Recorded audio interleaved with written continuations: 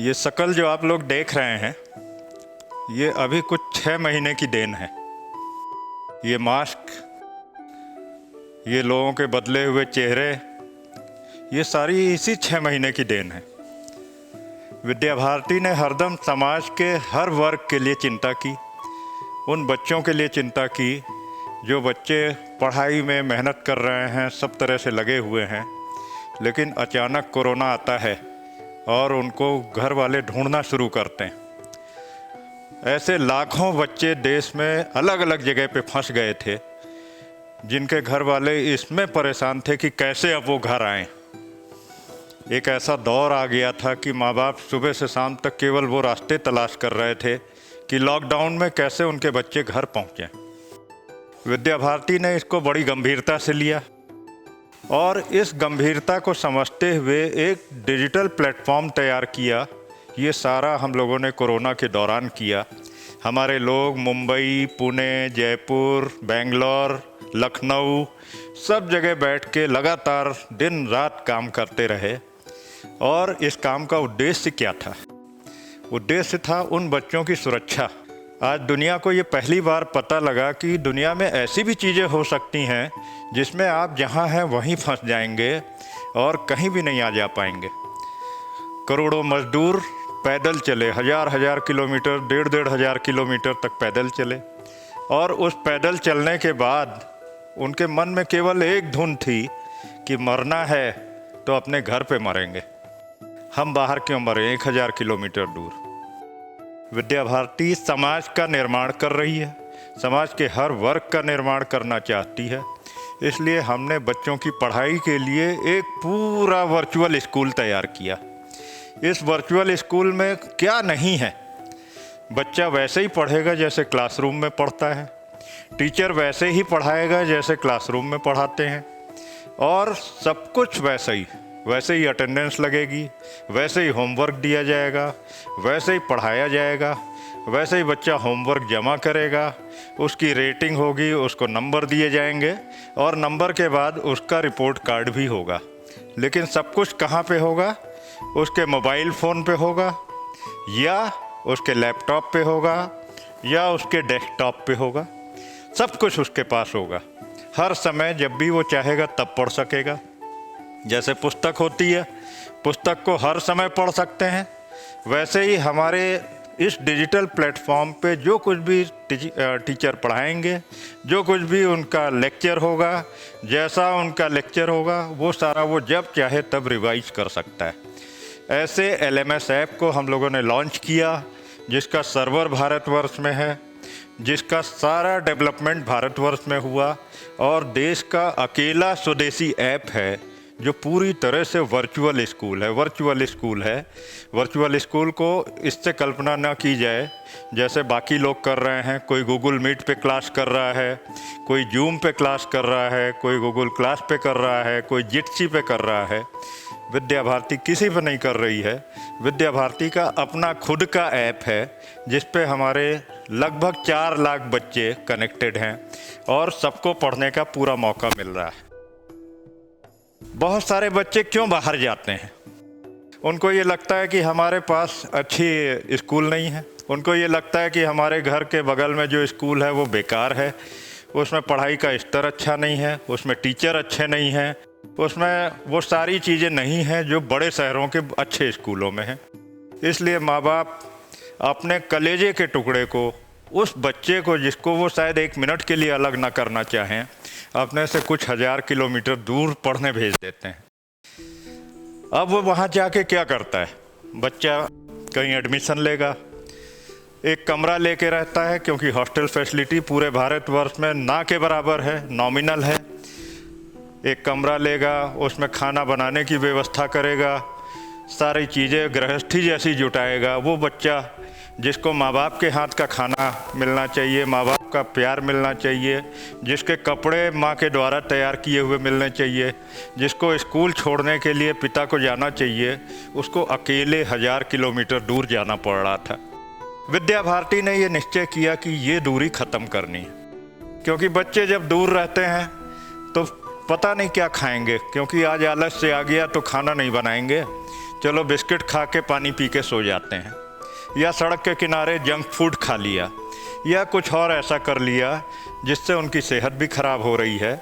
वो जो पढ़ने के लिए गए थे वो पढ़ाई भी नहीं हो रही है, और वो जीवन किस दिशा में लेके जा रहे हैं कुछ पता नहीं। कई बार ऐसी समस्याएं दिखी कि बच्चों ने सुसाइड कर लिया। कोटा भारतवर्ष की बच्चों की सुसाइड कैपिटल बन गया, क्योंकि कोटा में सारे बच्चे जा रहे हैं पढ़ने के लिए। कोई इंजीनियरिंग की तैयारी कर रहा है, कोई नीट की मेडिकल की तैयारी कर रहा है, कोई MBA की तैयारी कर रहा है, लेकिन हर वर्ष वहाँ सैकड़ों बच्चे सुसाइड करते हैं। सुसाइड क्यों कर रहे हैं?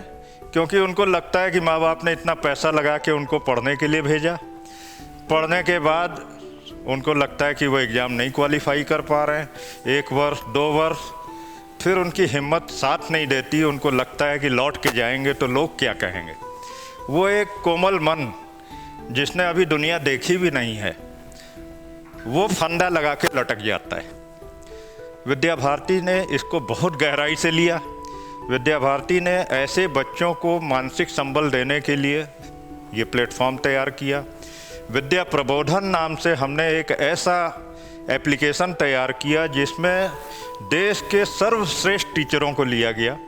वो लोग जिन्होंने 10-10, 15-15 साल से बड़े बड़े नामी गिरामी कोचिंग संस्थानों में पढ़ाया, उनको हमने अपने साथ लिया।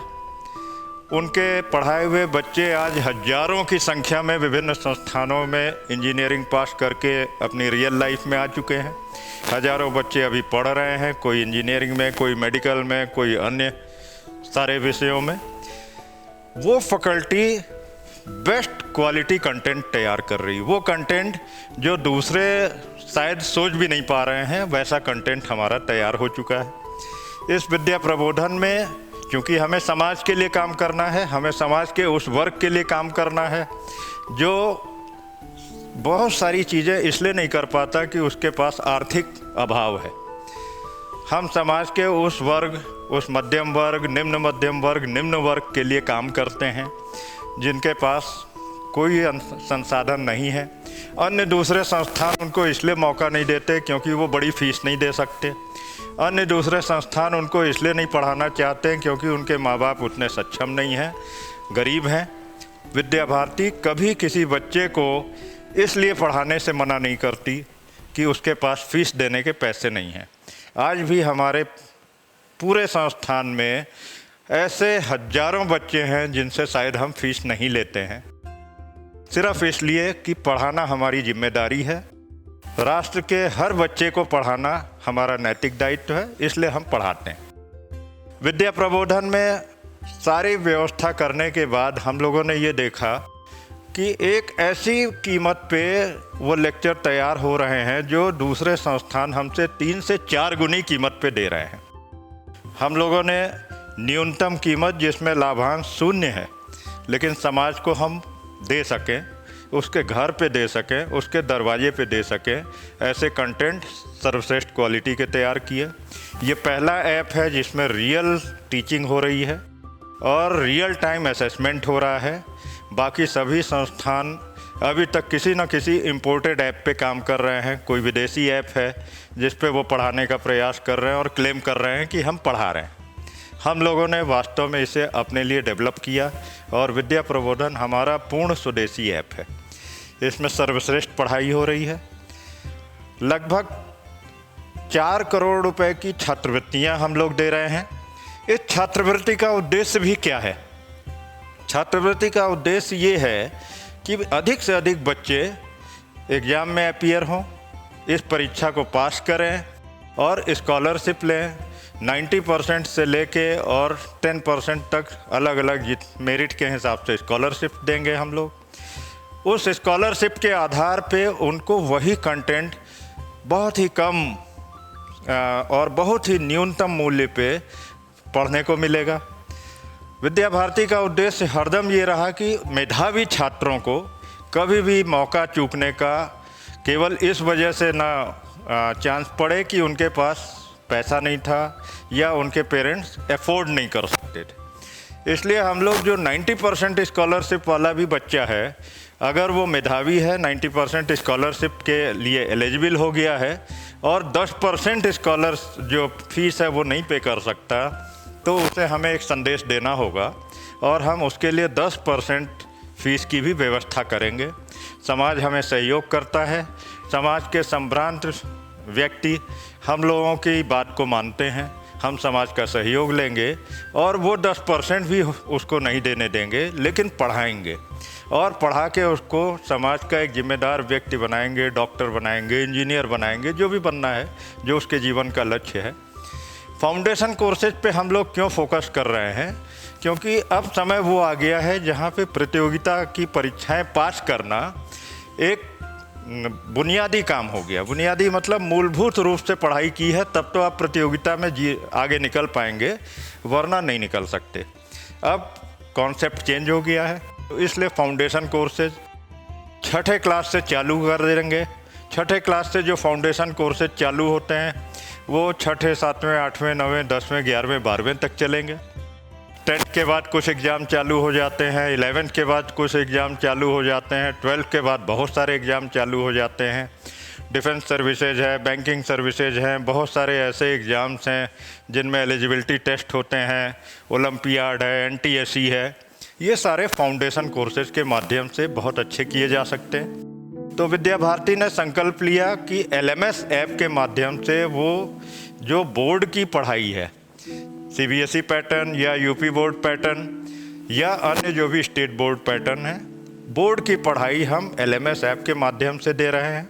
उसमें हम सर्वश्रेष्ठ टीचर्स, सर्वश्रेष्ठ फैकल्टी के माध्यम से उनको रेगुलर कोर्स करा रहे हैं। विद्या प्रबोधन ऐप के माध्यम से हम उनको स्पेशल क्लासेस दे रहे हैं और वो स्पेशल क्लासेस दे रहे हैं जो भारतवर्ष में कहीं पे भी किसी को भी इस रूप में उपलब्ध नहीं होंगी और इतने सस्ते में उपलब्ध नहीं होंगी। अंतिम बात हम ये कहना चाहेंगे कि ये एक बड़ी अपॉर्चुनिटी है, एक ऐसी अपॉर्चुनिटी जिसको आज अभी तुरंत अवेल करना बहुत आवश्यक है। इसलिए 23-24 सितंबर को हो रहे विद्या प्रबोधन के स्कॉलरशिप टेस्ट को बिल्कुल किसी को मिस नहीं करना चाहिए। हो सकता है ये 23 और 24 सितंबर के जो भी एग्ज़ाम हो रहे हैं, इनके माध्यम से आपके जीवन में एक परिवर्तन आ जाए। आप समाज के जिस भी हिस्से को से संबंधित हैं, उस हिस्से में आपके आए जीवन के परिवर्तन के माध्यम से भविष्य में परिवर्तन होगा और आपका परिवार, आपके इर्द गिर्द का परिवेश, सब कुछ बदल जाएगा। इसलिए मेहनत करके इस एग्ज़ाम में अपीयर हों 23 और 24 सितंबर को। वो मेहनत जो थोड़े दिन की है, एग्ज़ाम बहुत आसान है। एग्ज़ाम के लिए आपको रजिस्टर करना है, जो पेपर में विज्ञापन में दिया हुआ है vidyaprabodhan.com पे जाके आपको रजिस्टर करना है। प्ले स्टोर से आप ऐप डाउनलोड कर सकते हैं। उसमें रजिस्टर करने के बाद आपको कंटेंट मिलेगा, उस कंटेंट को पढ़ना है और उसी कंटेंट पे प्रश्न पूछे जाएंगे। बहुत सारे कोचिंग संस्थान, बहुत सारे ऐसे लोग तरह तरह के एग्ज़ाम करा रहे हैं, लेकिन वो कहते हैं कि हम पिछले वर्ष की पढ़ाई पे इम्तहान लेंगे। पिछले वर्ष की पढ़ाई क्या थी, कितनी लंबी थी, अब उस पर एक एग्ज़ाम पास करना अपने आप में एक चैलेंज है। हम लोगों ने इसको बहुत सिंपल बना दिया और 15-20 लेक्चर्स आपको देखने को मिलेंगे जैसे ही आप ऐप डाउनलोड करेंगे। उन लेक्चर्स को आपको ध्यान से पढ़ना है, समझना है और उसके बाद उसी आधार पे आपसे क्वेश्चन पूछे जाएंगे और एक बड़े सिंपल वे में आपको कॉन्फिडेंस के साथ उन प्रश्नों का जवाब देना। उन प्रश्नों के जवाब के बाद आपको मेरिट में आना है। मेरिट में आने के बाद आपको स्कॉलरशिप लेनी है। स्कॉलरशिप लेने के बाद आपको अगले 1 वर्ष खूब जम के पढ़ाई करनी है, जीवन को सफलता की ओर ले जाना है। आपको इंजीनियर बनना है, डॉक्टर बनना है, कुछ भी बनना है, जो भी आपका लक्ष्य है वो लक्ष्य आपको प्राप्त होगा और आप जीवन में सफल होंगे। इसलिए आज ही आप विद्या प्रबोधन ऐप डाउनलोड करें। उस ऐप को डाउनलोड करके अपने को रजिस्टर करें। रजिस्टर करके 23 और 24 सितंबर की परीक्षा में अवश्य सम्मिलित हों। धन्यवाद।